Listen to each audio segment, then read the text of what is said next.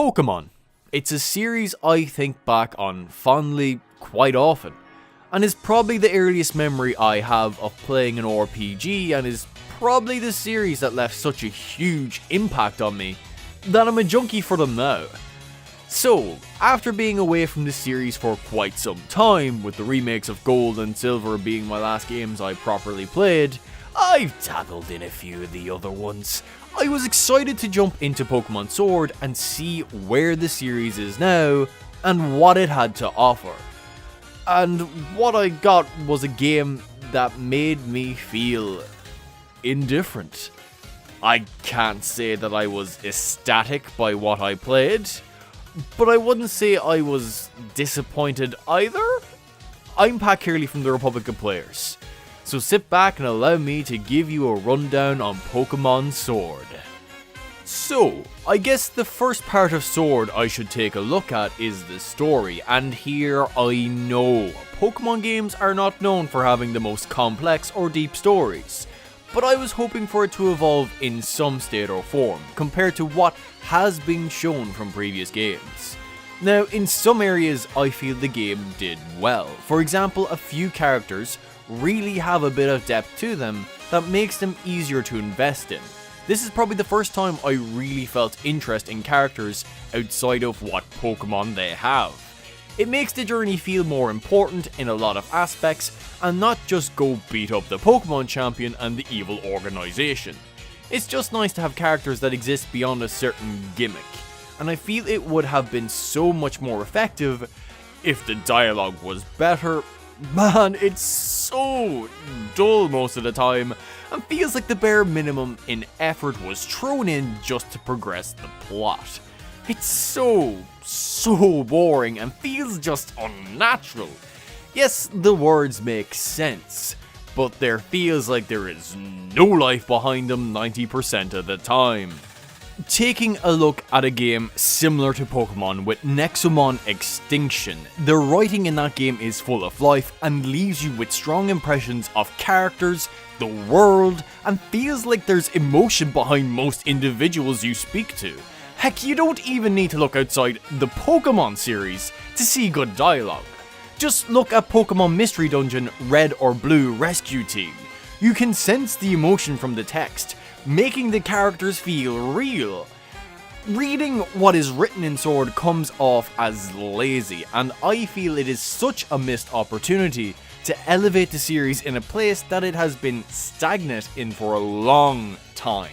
Now, the actual narrative itself follows the beats one would expect of a Pokemon game. You start off in a small village, you get a starter Pokemon, your mother sends you off on your adventure because your father has most likely abandoned you. Ah, so relatable. You face gym leaders, fill up your Pokedex, stop the bad guy, and bully the Pokemon champion out of his title. Simple stuff. And I don't think a simple plot is a bad thing, but please, try to make it somewhat compelling. By the way, spoilers ahead! Yeah, so you have been warned. Skip ahead to the next time skip if you want. Okay, good, I'm leaving those burps in. The big bad of this game, Chairman Rose, seems like a pretty nice guy whenever you interact with him, but turns out he evil. He summons a legendary Pokemon in order to stop a disaster that happens 1,000 years down the line.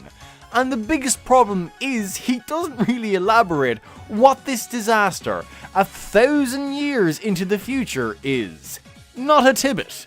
Instead, this man decides to call forth a legendary Pokemon that could be considered a disaster in its own right. It's exceptionally vague and feels tacked on for the simple fact that they needed a big baddie.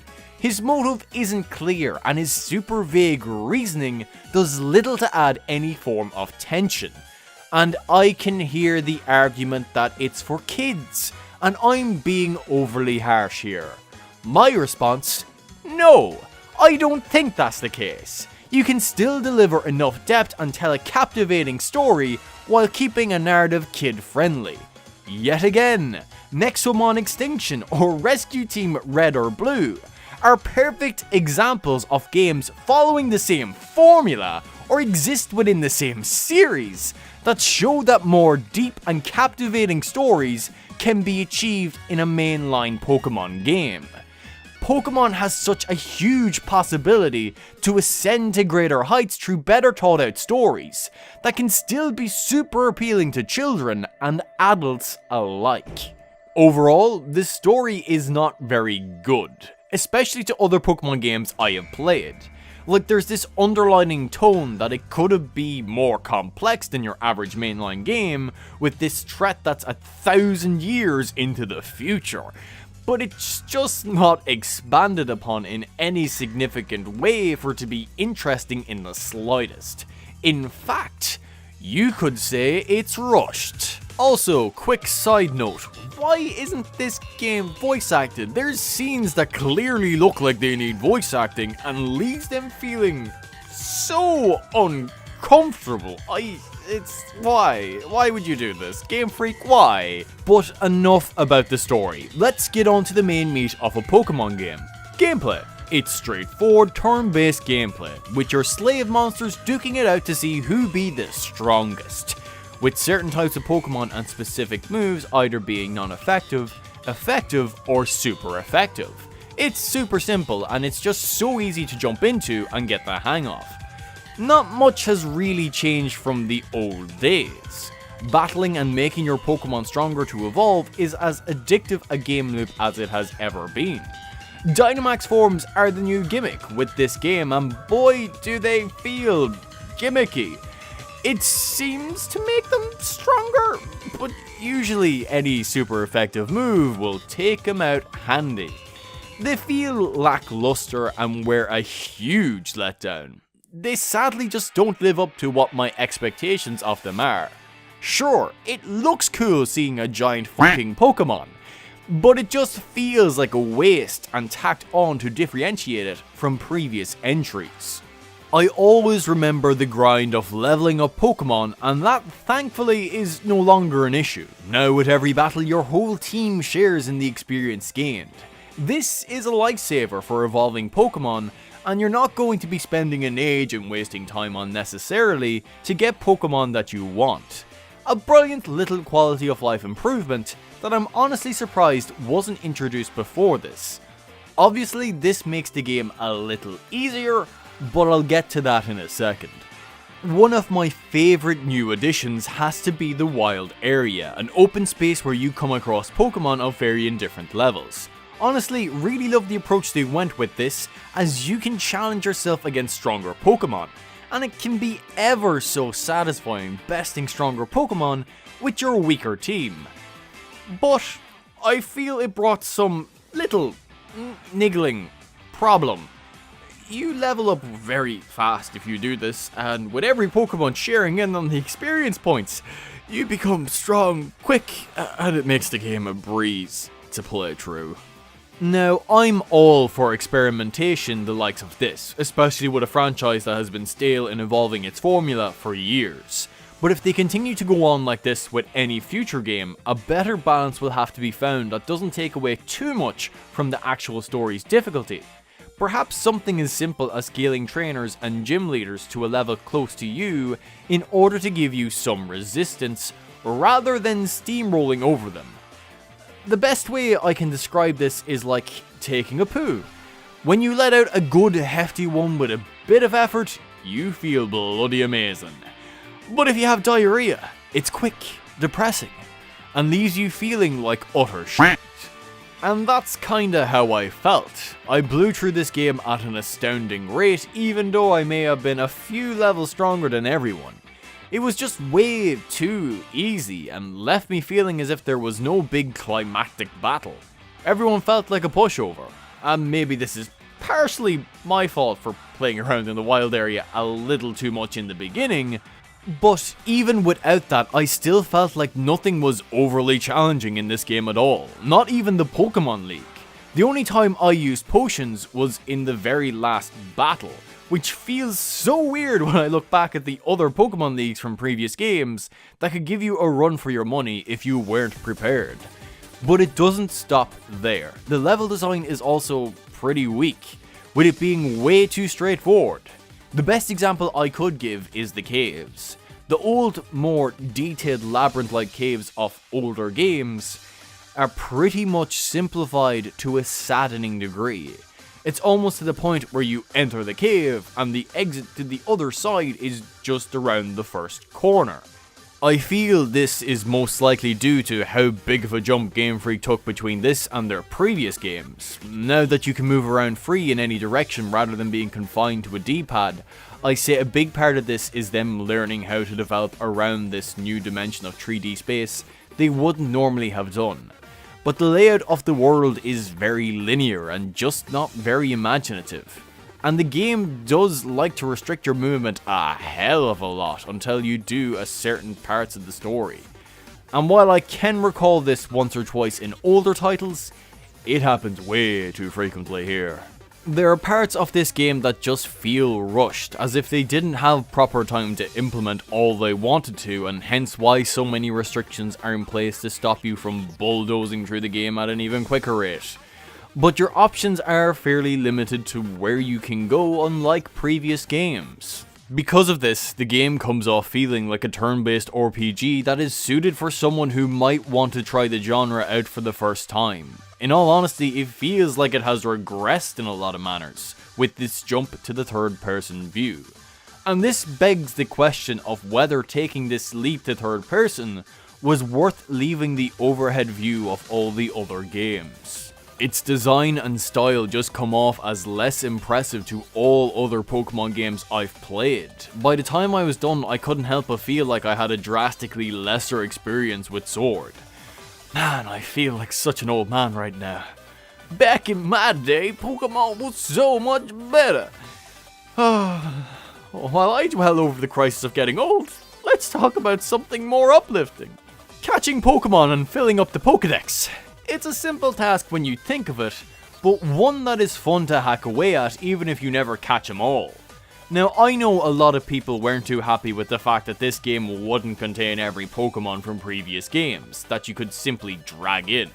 In all honesty, I couldn't really give a damn about this. There's honestly way too much Pokemon at this stage, and shaving off a few I see no harm in. Besides, there's 400 Pokemon to choose from here. If you can't be happy with that, then I'm not sure what's wrong. Also, it's pretty cool to actually see what Pokemon are around you, allowing you to choose what you fight or help you look for a certain Pokemon that you're looking for. We get some new Pokemon as well. From your 3 starters, Beware, which is a giant teddy bear that I love and want to cuddle, and the ever cute Wooloo, to name a few. And most of them are great. One of my biggest gripes I would have is that certain Pokemon are made exclusive to each version of the game, which I feel is pure extortion. I know the idea behind it is that your friend buys one and you buy the other and trade, but they already have that function to evolve some Pokemon, so trading would be necessary anyway. It comes off as pure greedy, and I know that some people will buy both just to get that full Pokédex. At this stage, I don't think the 2 separate games holding 1 or 2 unique Pokemon is needed anymore. Let us simply be able to fill the Pokédex up with the one game. It just seems like a scam in my opinion and is scummy as hell. Like, imagine if Elden Ring had 2 versions with each of them having exclusive boss fights to them, where you would have to either go into other people's version of the game simply to fight them, or buy both versions to fight all bosses. People would go batshit crazy. And just because Pokemon has been doing this since it started, doesn't mean they should keep pulling this crap. And here I thought they were moving away from this practice with Legends Arceus. Yet there they go and showcase Scarlet and Violet. The pure greed is insane and it's so backwards. Also, how hard this game panders to older generations of Pokemon you can catch honestly makes me feel a little sad. It feels like there's a bigger push on them throughout this new region, making it feel less like you're going through a new region, and more so trudging around and simply capturing more old Pokemon than new. Which, while suits me as it panders to my nostalgia, makes the Galar region feel less inspired. But I'm getting off track. Graphically, this game isn't anything too impressive. Animations can come off as stiff, the world can look meh a lot of the time, but it does have some great designed locations here and there. Overall, it's fine. Underwhelming, sure, but fine. Though, one thing that I can say Pokémon always seems to nail is music. There's something so natural to its tunes that they fit the locality or situation pretty spot on. The only one I can think of that doesn't fit might be the Hulberry theme. Sounds like it would fit an old western themed village maybe. But overall, music is just catchy and easy on the ears, and it wouldn't be too hard to find myself humming some of the tracks. They really do just work so well. So, Pokémon Sword is a little all over the place in my opinion. I feel it's great that they experimented with wider, open areas with Pokémon of various different levels, as well as giving a shot at a more open third-person view, unlike the older titles. But it feels like it has lost so much in the process that I wonder, is this the right direction for the series to go? Now, I feel with time Game Freak will become more accustomed to this style of game. If Pokémon Legends Arceus is anything to go off, they are definitely going in the right direction. But even then, I still feel there is a long way to go from giving a truly great experience the likes of the older games. Sword feels too simple, too straightforward, and too bland in a lot of places. And it happens too many times if you ask me. Does this make the game bad? No. It's just fine. Its basics are still there and they are fun to play. It's basically baby's first turn-based RPG. This feels where you would start, before going on to more exciting and better games like it. And it's truly a shame. Pokémon as a franchise has so much potential to flourish, yet it feels like we got something that didn't get enough time in the oven. And looking at how they were pretty much pushing out a Pokémon game nearly every year, it tells a tale of a game most likely rushed. Pokémon Sword feels like it's simply missing the spark to be anything truly good. It's a fine game, and it left me feeling truly indifferent to a franchise I have held close to my heart since I was a child. The magic this series once brought to life for me simply doesn't seem to be there anymore. And even with new games like Legends Arceus, I don't think it ever will be. Unless there's a really big change. And while I would love to have ended the video there on that very depressing note, I must add, please subscribe, like and comment. I'll sell you my soul if you do. It helps us stay motivated and lets us know if we're doing a decent enough job or not. And until next time, take her handy lads and lassies.